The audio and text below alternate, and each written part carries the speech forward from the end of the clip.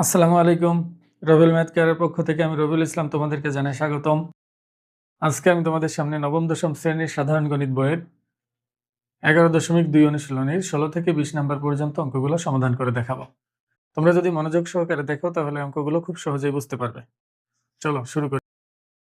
16 নম্বর প্রশ্নটা দেখো। 16 নম্বরে বলছে যে একটি অফিসে 2 জন কর্মকর্তা, 7 জন করণিক, 3 জন পিয়ন আছে। এখন বলছে একজন পিয়ন যদি 1 টাকা তাহলে করণিক পাবে হলো 2 টাকা।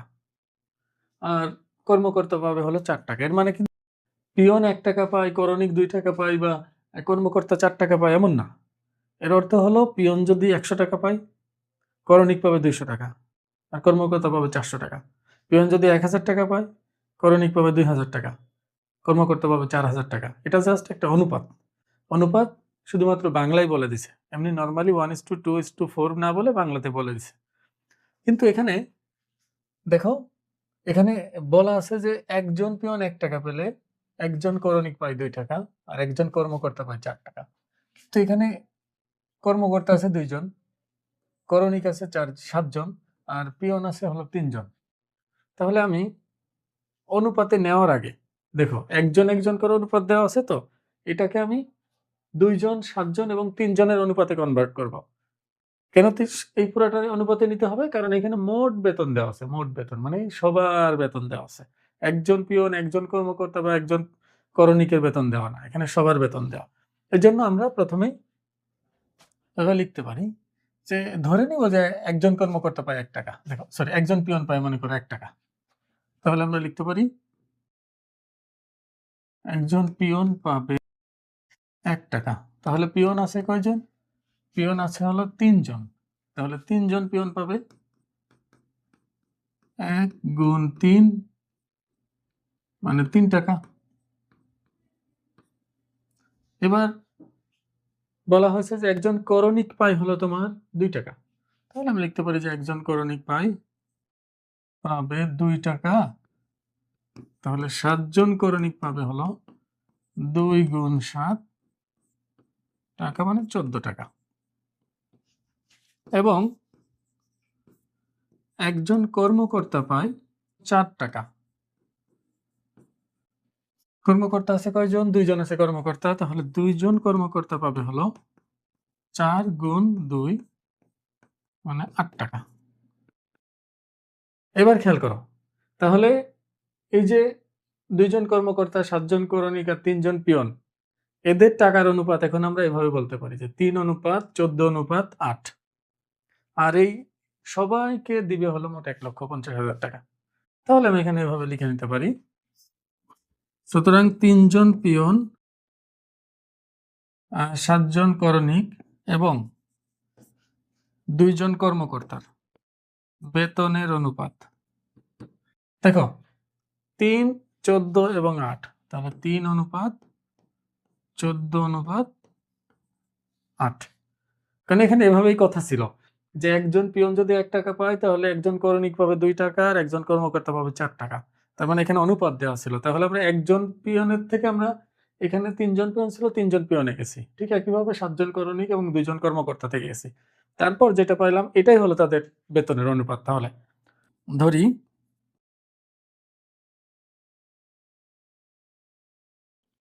3 জন পিয়ন পাবে 3x টাকা আর তোমার 7 জন করণিক পাবে 14x টাকা আর 8x টাকা হলো 2 জন কর্মকর্তা, তাহলে 8x টাকা। এখন মোট টাকার পরিমাণ 1,50,000। তাহলে আমরা এখন লিখতে পারি যে প্রশ্ন মতে 3x 14x প্লাস 8x সমান হলো 1,50,000। যোগ করলে আসতেছে 14 3 17 17 আর 25, তাহলে 25x সমান হলো 1,50,000 বা শুধু x সমান হলো 1,50,000 ডিভাইডেড বাই 25। এবার কাটাকাটি করলে আমরা পাচ্ছি হলো x এর মান 6 25 150 আর 3টা শূন্য, তাহলে 6,000 টাকা। তাহলে x এর মান আসতেছে হলো 6,000 টাকা। এখন দেখো x এর মান যদি 6,000 হয়, আমি এখন x এর জায়গায় সব মান 6,000 বসাই দিলে আমি সবার টাকা পেয়ে যাব। তারপর একজন কত পায় সেটা বের করব। তাহলে আমরা লিখতে পারি সুতরাং 3 জন পিয়ন পাবে, তো সুতরাং কত ছিল 3x টাকা। 3 গুণ ৬,০০০ টাকা। তাহলে সুতরাং একজন পিয়ন পাবে 3 গুণ ৬,০০০ ডিভাইডেড বাই 3। ৩ জন এত টাকা পাইলে একজন পাবে 3 দিয়ে ভাগ করলে পাওয়া যায়, তাহলে ৬,০০০ টাকা। এবার 7 জন করণিক পায় 14x টাকা। তাহলে আমরা লিখতে পারি যে আবার 14 গুণ ৬,০০০ টাকা। তাহলে সুতরাং একজন করণিক পাবে, একজন করণিক পায় হলো, এটাকে আমরা যদি 7 দিয়ে ভাগ দিই, যেহেতু 7 জনের এত টাকা, তাহলে একজনের হবে 7 দিয়ে ভাগ দিলে যা হয় সেটা 7 দুগুণে 14, তাহলে 6 দুগুণে 12,০০০ টাকা। 12,০০০ টাকা। এখন একইভাবে পরের অংশটা তোমরা করে নাও। শেষের অংশটা লিখবা যে 2 জন কর্মকর্তা পায় 8 গুণ 6,০০০, তাহলে একজন কর্মকর্তা পাবে 8 গুণ 6,০০০ ভাগ 2, যা আসবে সেটাই উত্তর। তাহলে এখানে আমাদের দেখো কিন্তু বলছে যে কে কত টাকা বেতন পায়, মানে প্রত্যেকে কত টাকা বেতন পায় সেটা তোমার কাছে জানতে চেয়েছে, এই জন্য আমাদের এভাবে ভেঙে বের করতে হবে। আশা করি যে বুঝতে।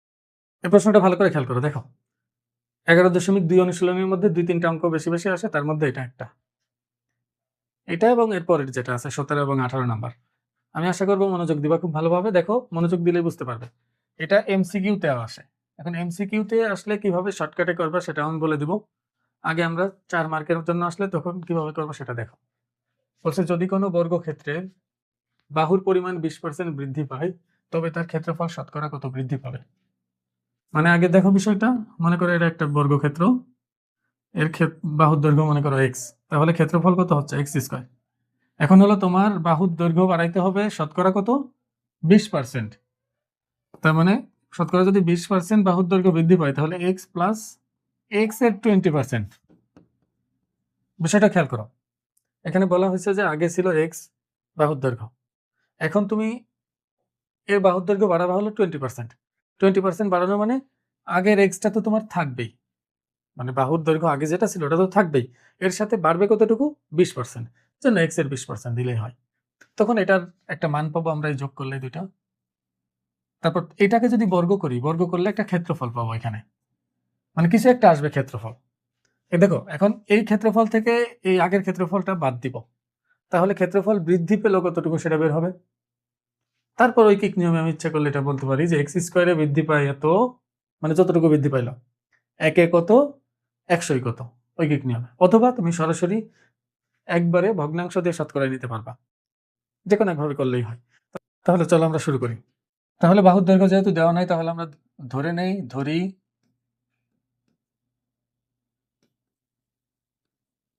বর্গক্ষেত্রের বাহুর দৈর্ঘ্য x একক। যেহেতু কোনো একক দেওয়া নাই, এখানে সেন্টিমিটার মিটার কিচ্ছু দেওয়া নাই, তাহলে আমরা এককে লিখি। তাহলে সুতরাং ক্ষেত্রফল x স্কোয়ার বর্গ একক।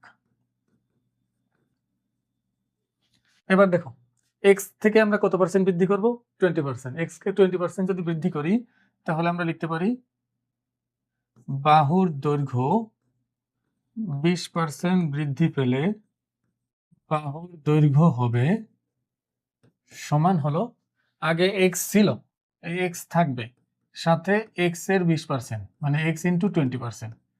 আমরা জানি যে x এর 20% মানে হলো x গুণ 20%, আমি এই জন্য x গুণ 20% একবারে দিলাম। এবার এটা হিসাব করে দেখি কত হয়, x ইন্টু 20% মানে হলো 20/100, কাটাকাটি করলে এখানে 5, তাহলে x প্লাস x/5, লসাগু করলে 5x প্লাস x, তাহলে এখানে আসতে 6x/5। খেয়াল করো ভালো করে, লসাগু তো বুঝছো, এর নিচে কিছু নয়, মানে একটা এক আছে, 1 কে 5 দিয়ে ভাগ দিলে 5 হয়, আবার 5 এর সাথে x গুণ করলে 5x, আর এখানে 5 কে 5 দিয়ে ভাগ দিলে 1, আর x এর সাথে 1 গুণ করলে x হবে, পরে 5x প্লাস x 6x হলো। এটা হলো বাহুর দৈর্ঘ্য, তাহলে এত একক। এবার আমরা ক্ষেত্রফল বের করি, তাহলে আমরা লিখি যে বাহুর দৈর্ঘ্য বৃদ্ধির পর ক্ষেত্রফল সমান হবে 6x/5 তার স্কয়ার বর্গ একক, 36x স্কয়ার ডিভাইডেড বাই 25। তাহলে দেখো আগে ছিল ক্ষেত্রফল হলো x স্কয়ার, আর এখন ক্ষেত্রফল হলো 36x স্কয়ার বাই 25। তাহলে এখানে আমরা ক্ষেত্রফল বৃদ্ধিটা সহজেই বের করতে পারবো। তাহলে ক্ষেত্রফল বৃদ্ধি সমান হলো 36x²/25 মাইনাস x² বর্গ একক।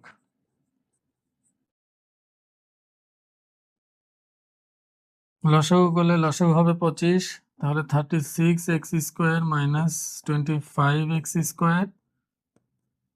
36 থেকে 25 গেলে তাহলে থাকে হলো 11x²/25 বর্গ একক। এবার খেয়াল করো, এই যে 11x²/25 এটা বৃদ্ধি পেয়েছে কততে? x²। মানে বৃদ্ধিটা পেয়েছে প্রথমে যা ছিল তার উপরে তো বৃদ্ধি পেয়েছে। এখন আমাকে জিজ্ঞেস করছে শতকরা কত বৃদ্ধি পেয়েছে। এখন আমি যদি ঐকিক নিয়মে এটা করি যে x² বৃদ্ধি পায় এত, এক এককে 1 বর্গ এককে বৃদ্ধি পায় কত, 100 বর্গ এককে বৃদ্ধি পায় কত, তাহলে তো শতকরা বের হয়ে যাবে। কিন্তু আমি এখানে একেবারে শর্টকাটে একবারে করব। এক লাইনেও করা যায়, একটা নাম্বার পাবো ফুলই, সমস্যা নাই। এখানে যেটার উপর বৃদ্ধি পায় সেটা নিচে থাকবে, আর যত বৃদ্ধি পায় সেটা উপরে থাকবে, তারপর তাকে শতকরা নিয়ে যাব। তাহলে আমি এখানে লিখতে পারি যে শতকরা ক্ষেত্রফল বৃদ্ধি।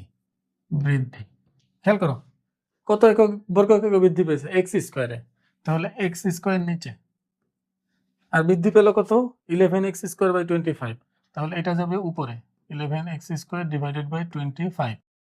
আর যেহেতু আমি শতকরাই নিব তাহলে এখানে গুণ করবো হলো 100%।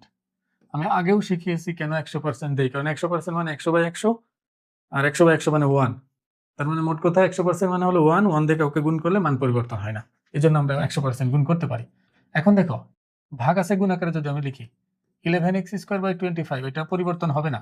লবের ভগ্নাংশটা পরিবর্তন হয় না, কিন্তু হরেরটা উল্টে যায়। দেখো হরের মধ্যে x² আছে, কিন্তু x² এর নিচে তো একটা মনে মনে 1 থাকে, তাহলে এটা উল্টে যাবে।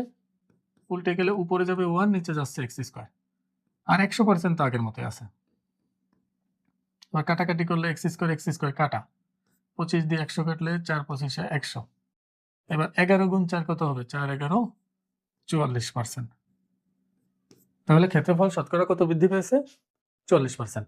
এখন মজার বিষয় হলো এটা সৃজনশীলে যতটা আসে তার থেকে বেশি আসে এমসিকিউতে। এখন এমসিকিউতে যদি আসে এই প্রশ্নটা, তাহলে কি এত বড় করে আমরা উত্তর বের করব? না, এমসিকিউ আসলে কখনো এত বড় করে আমরা করব না। আমার কাছে জিজ্ঞেস করছে যে 100-তে কত বৃদ্ধি পেল 100-তে। তা আমি যদি মনে মনে এইভাবে চিন্তা করতাম যে বর্গক্ষেত্রের বাহুর দৈর্ঘ্য হলো 10, মানে বাহুর দৈর্ঘ্য এমন কিছু একটা ধরবো যাকে বর্গ করলে 100 হয়, যা ধরলে বর্গ করলে 100 হয় সেটা ধরবো। 10 ধরলাম, 10কে বর্গ করলে কত হয়? 100। এখন বাহুর দৈর্ঘ্য কত পার্সেন্ট বৃদ্ধি করা হচ্ছে? 20%। আচ্ছা বলো তো 20% বৃদ্ধি করার মানে কি? 100-তে 20 বৃদ্ধি পাবে, তাহলে 10-এর মধ্যে কত বৃদ্ধি পাবে? 10-এর মধ্যে তাহলে 2 বৃদ্ধি পাবে, তার মানে তখন এটা হবে হচ্ছে 12। ভালো করে বোঝার চেষ্টা করো, আগে তো 10 আছে, 20% বৃদ্ধি পাওয়ার মানে হলো 100-এর মধ্যে 20 বাড়বে, তাহলে 10-এর মধ্যে 2 বাড়বে। 10-এর মধ্যে যদি 2 বাড়ে তাহলে আগে ছিল 10, পরে হবে কি 12। তখন ক্ষেত্রফল হবে 12² হলো 144।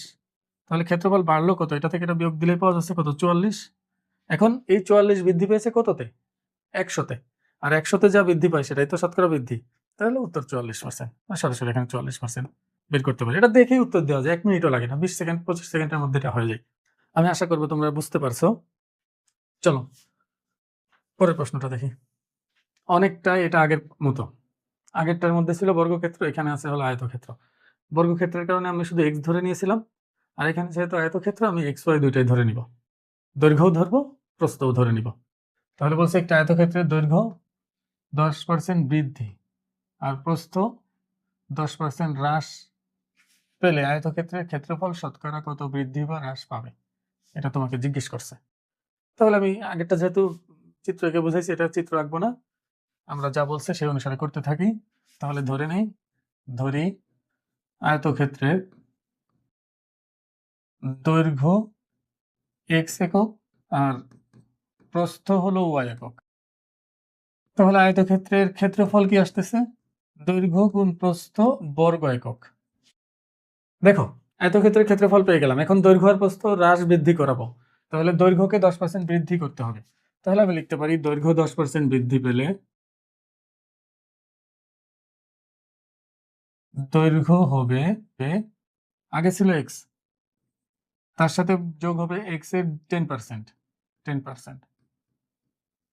তাহলে এক্স প্লাস 10% মানে হলো 10/100, কাটাকাটি করলে এক্স প্লাস x/10, লসাগু 10, তাহলে 10x প্লাস এক্স, তাহলে 11x ডিভাইডেড বাই 10। এটা হলো তোমার দৈর্ঘ্য বৃদ্ধির পরে তো একক। আর প্রস্থটা কিন্তু হ্রাস পেয়েছে, দেখো প্রস্থটা কত পার্সেন্ট হ্রাস? 10% হ্রাস।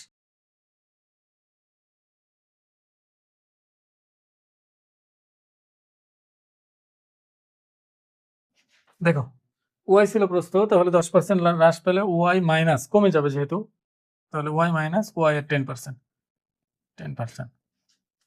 তাহলে ওয়াই মাইনাস ওয়াই বাই 10 একবারে লিখে দিলাম। এই যে এইভাবে লিখলে কাটাকাটি করলে ওয়াই বাই 10 হবে, লসাগু করলে 10y মাইনাস ওয়াই মানে 9y by 10, 9y by 10।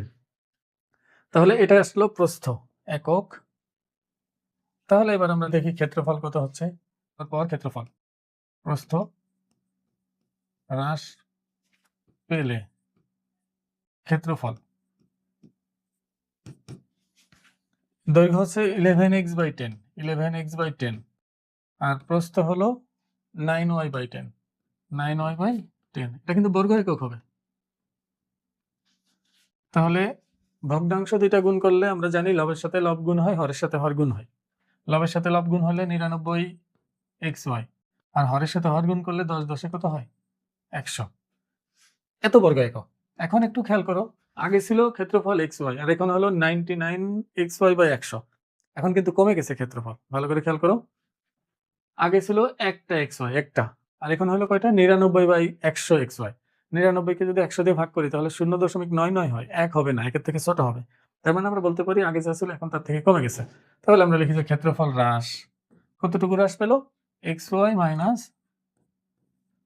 99xy/100 বর্গ একক। লসাগু করলে 100, তাহলে 100xy মাইনাস 99xy, তাহলে xy/100। তাহলে দেখো এতটুকু হ্রাস পেয়েছে। এখন আমি যদি শতকরা কত হ্রাস পেয়েছে এটা বের করতে চাই, এটা কতটুকুই এতটুকু হ্রাস পেল? অবশ্যই xy বর্গ একক এতটুকু হ্রাস পেয়েছে। তাহলে যতটুকুতে হ্রাস পেয়েছে সেটা থাকবে হলো নিচে, তার মানে xy নিচে থাকবে আর xy/100 থাকবে হচ্ছে লবের মধ্যে, মানে উপরে থাকবে। তাহলে আমি এখানে লিখতে পারি যে সুতরাং শতকরা ক্ষেত্রফল হ্রাস, যেহেতু xy বর্গ হ্রাস পেল তাহলে xy যাবে নিচে আর xy/100 এটা যাবে হচ্ছে উপরে লবের মধ্যে। আর যেহেতু শতকরায় নিতে চাই তাহলে অবশ্যই আমরা 100% গুণ করব। কেন 100% গুণ করবো? আগের অঙ্কেতেই বলছি আর কি। এটা ভাগ আছে, গুণাকারে লিখি, গুণাকারে লিখলে এটা উল্টে যাবে, উল্টে গেলে নিচের 1 যাবে উপরে, xy যাবে হলো নিচে, মানে নিচে মনে মনে একটা এক থাকে তো, তা এই লবটা পরিবর্তন হয় না কিন্তু হরটা উল্টে যায়। আর 100% তো যেভাবে আছে ওইভাবেই থাকবে, কারণ কোনো ভগ্নাংশই নাই। এটা কাটা, 100 কাটা, তাহলে সবকিছু কেটে গেলে শুধু থাকে 1, তাহলে 1% হ্রাস পাবে। তাহলে আমরা লিখব হচ্ছে উত্তর 1% হ্রাস। আশা করি যে বুঝতে পারছো। এখন যদি এটা এমসিকিউতে আসে তখন এটা কি করবো? দেখো এটাও যদি এমসিকিউতে আসে কোনো সমস্যা নাই, এটাও আগের মতোই। এখানেও দৈর্ঘ্য প্রস্থ এমন ভাবে ধরবো যেন ক্ষেত্রফল 100 হয়। এখন তুমি যদি বলো যে স্যার একটা ধরবো 20, একটা ধরবো 5, 5 20 100 হবে। তারপর 20 এর 10% বৃদ্ধি করবো, 20 এর 10% বৃদ্ধি করলে হয় 22 হবে। মানে 100-তে 10 বৃদ্ধি পেলে 20 এর মধ্যে 2 বৃদ্ধি পাবে, তাহলে 22 হবে তখন। আর 5 এর যদি আমি 10% হ্রাস করি, 5 এর মধ্যে 0.5 কমবে। তুমি হিসাব করে দেখো, 100-তে যদি 10 কমে তাহলে 10-এ কমে 1, 5 এর মধ্যে কমবে কত? হাফ, মানে অর্ধেক। সেক্ষেত্রে এতে কমে হয়ে যাবে 4.5। এবার যদি এই দুটো গুণ করি, 22 গুণ 4.5 এটা হবে 99। দেখো আগে ছিল 100, এখন হলো 99, তাহলে 100-র মধ্যে কত কমলো? 1 কমলো, তাহলে 1% কমছে। আর আমি তোমাদের আরো সহজ বুদ্ধি দিব। দেখো যেহেতু বর্গকে আয়ত বলা যায়, তাহলে আমি তোমাকে বলবো যে আয়তক্ষেত্র বলো কিন্তু দৈর্ঘ্য ধরো 10, প্রস্থ ধরো 10। সেক্ষেত্রে দৈর্ঘ্য 10%, 10% বাড়ালে হয়ে যাবে হচ্ছে 11, কারণ 10-এর মধ্যে 1 বাড়বে। আর প্রস্থ 10% কমালে 10 থেকে 1 কমে গেলে হয়ে যাবে 9। তারপর দৈর্ঘ্য আর প্রস্থ গুণ করলে 9 আর 11 গুণ করলে হচ্ছে 99। আর আগে ছিল কত? 10 গুণ 10 100, তাই 100 থেকে 99 বাদ দিলে 1 হয়, তার মানে 1% হ্রাস পেল। তো এইভাবে করলে তুমি খুব সহজে এটা বের করতে পারবে, এটা তো বেশি ঝামেলার না। তাহলে চলো আমরা 19 নাম্বার প্রশ্নটা দেখি কি আছে। বলছে যে একটি মাঠের জমিতে সেচের সুযোগ আসার আগের ও পরের ফলনের অনুপাত হলো 4:7। ওই জমিতে আগে 304 কুইন্টাল ধান ফলতো, তাহলে সেচ পাওয়ার পর তার ফলন কত হবে? এটা তুমি যদি এক্স ধরে নিতে চাও, যে ধরি আগে হলো 4x, পরে আসতো 7x, তাহলে যেহেতু আগেরটা দেওয়া আছে তাহলে 4x সমান এত, ওখান থেকে x এর মান বের হয়ে যাবে। ওর x এর মানটা 7x এর সাথে ওখানে গুণ করে দিলেই উত্তর বের হয়ে যাবে। আবার তুমি যদি চাও অন্যভাবে করতে, আরেকটা পদ্ধতিতে করা যায়, সেটা দেখো। আমি দুইভাবেই করে দিই, তোমাদের যেভাবে সুবিধা হয়। তাহলে আমরা ধরি সেচের আগেরটা কিন্তু 4 আর পরেরটা হলো 7, তাহলে আমরা লিখতে পারি সেচের আগের ফলন, সেচের আগের ফলন হতো 4x কুইন্টাল, আর সেচের পরের ফলন হলো 7x কুইন্টাল। তাহলে প্রশ্ন মতে 4x সমান হলো এই আগের 304 যেটা, সেটা। তাহলে x সমান হবে হলো 304 ডিভাইডেড বাই 4, সুতরাং x সমান হবে 76। 304 কে 4 দিয়ে ভাগ দিলে হবে 76। তাহলে এখন x এর মান যদি 76 হয়, তাহলে পরের ফলন কত? 7 × 76। তাহলে আমরা লিখতে পারি সেচের পরের ফলন 7 × 76, 532 কুইন্টাল। তাহলে দেখো পরের ফলন হলো 532 কুইন্টাল। এখন আরেকভাবে তুমি করতে পারবা, সেটা হলো আমি যদি পরের ফলন বের করতে চাই, দেখো একবারে বের করা যায় পরের ফলন।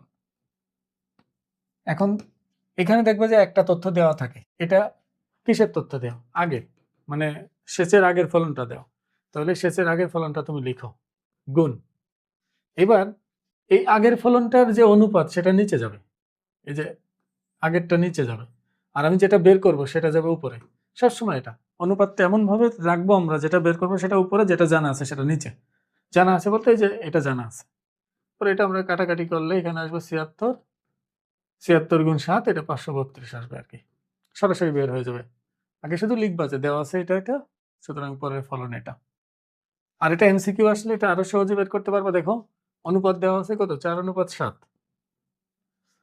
অনুপাত দেওয়া 4:7, এটা আগে এটা পরে, আর আমার আগের কথা বলছে 304। আমি দেখবো যে এই এটার সাথে কত গুণ করলে 304 হয়, এটার সাথে 76 গুণ করলে 304 হয়, মানে এটাকে এটা দিয়ে ভাগ দিলে বোঝা যায়। তাহলে এটার সাথে আমি 76 গুণ করে দিব, তাহলে উত্তর চলে আসবে।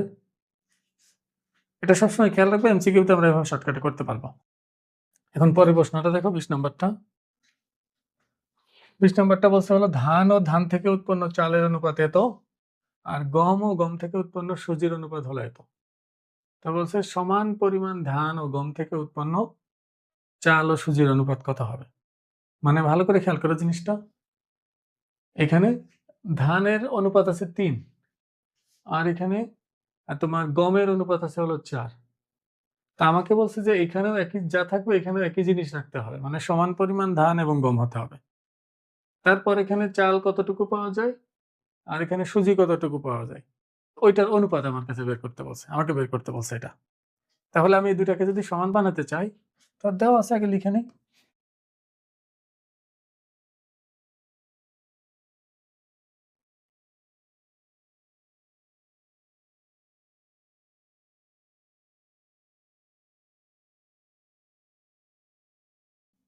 আবার গম এবং গম থেকে উৎপন্ন সুজির অনুপাত।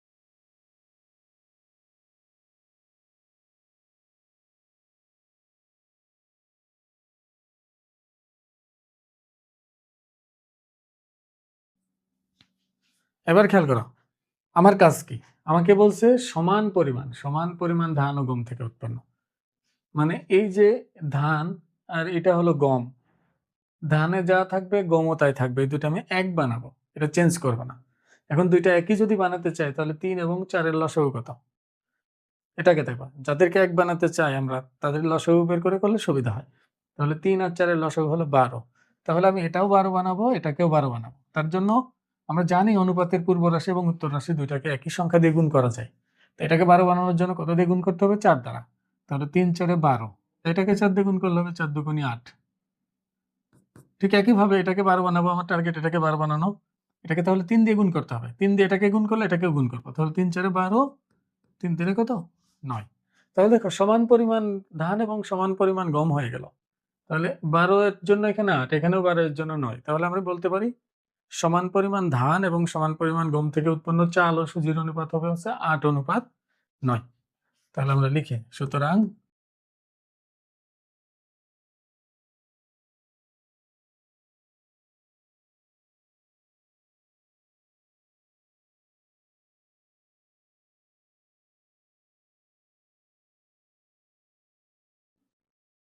সমান হলো 8:9। এটা आंसर। এটা তুমি অন্যভাবে চিন্তা করতে পারো। দেখো, আমি যদি এই দুইটা এক বানানোর জন্য এটাকে 3 দিয়ে ভাগ করে এটাকে 4 দিয়ে ভাগ করি, তাহলে এখানে 1 1 হয়ে যায়। আমি যদি 3 দিয়ে ভাগ করি তাহলে 3 একে এখানে হবে 1 আর ওখানে হবে 2/3। আর নিচেরটা যদি 4 দিয়ে ভাগ করি তাহলে 4 একে 4 আর এটা হবে 3/4। তাহলে এই দুইটার অনুপাত তৈরি করলে উত্তর হয়ে যাবে। কারণ সমান পরিমাণ ধান সমান পরিমাণ গম এখানে। তাহলে এই দুইটার অনুপাত হচ্ছে 2:3/3:4। এটা গুণ আকারে লিখলে তাহলে 4 দুগুণে 8 আর 3 3 হবে 9। তো এটাই হবে, ওই একই আসে, কিন্তু এটাই সহজ। এটাতে বের করলে ভগ্নাংশ আসে না, আবার পরে ঝামেলা নেই। আশা করি বুঝতে পারছো। আজকের ভিডিওতে এই পর্যন্তই। পরবর্তী ভিডিওতে আমরা পরের অঙ্কগুলো সমাধান করে দেখাবো। আর এর আগের ভিডিওগুলো তোমরা যারা দেখো না অবশ্যই দেখে নিবে। আর তোমাদের যদি উপকারে আসে তাহলে অবশ্যই বন্ধুদের সাথে শেয়ার করবে। আসসালামু আলাইকুম।